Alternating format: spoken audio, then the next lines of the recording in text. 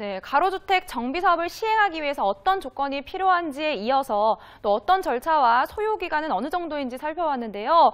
살펴보다 보니까 이 복잡한 과정의 생략으로 인해서 이 사업 진행 속도가 상당히 빨라진 게 굉장히 큰 장점으로 작용할 것 같아요. 네, 일단 가로주택 정비 사업 같은 경우 그리고 또 소규모 정비 사업 같은 경우에는 다른 것들에 비해서 가장 큰 장점이라고 하는 거는요. 개발 진행이 굉장히 빨리 된다는 그런 이제 장점이 있을 것 같습니다.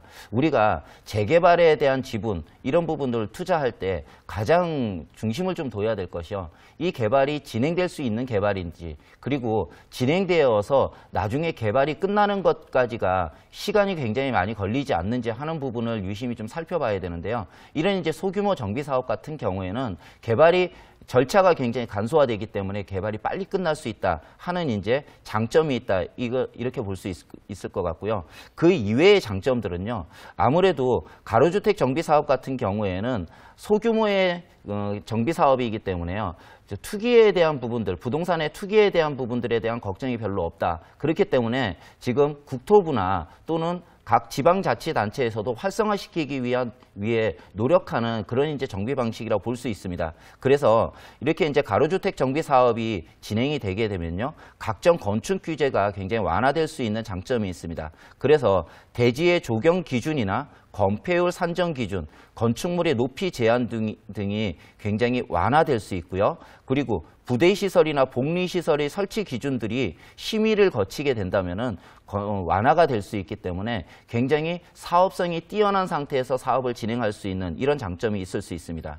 그리고요. 가로주택 정비 사업은 이 법에 의해서 전체적으로 구체적인 내용들이 지자체의 조례에 위임이 되어 있는데요. 서울시 같은 경우에는요.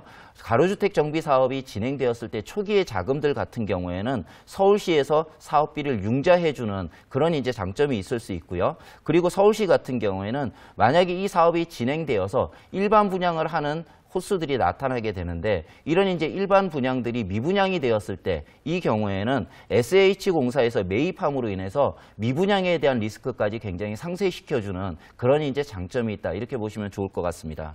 그에 반해서요. 단점도 분명히 있을 수 있을 것 같은데요. 아무래도 우리가 이제 정비 사업을 진행하고 했을 때 가장 우리가 크게 느껴야 될 것이 개발 이익을 누가 가져갈 것인가, 내가 개발 이익을 가져갈 것인가 하는 부분으로 귀결될 수 있는데요.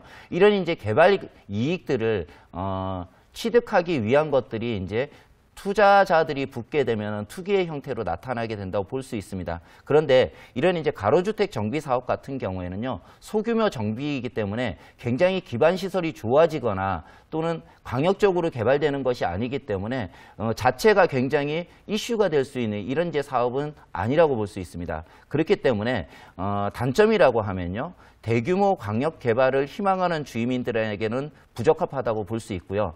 기반 시설이 새로 추가되는 부분이 없기 때문에 투자자의 입장에서 이 사업에 투자를 하는 사람들이 극히 제한된다. 이런 부분들이 단점이라고 볼 수 있고요.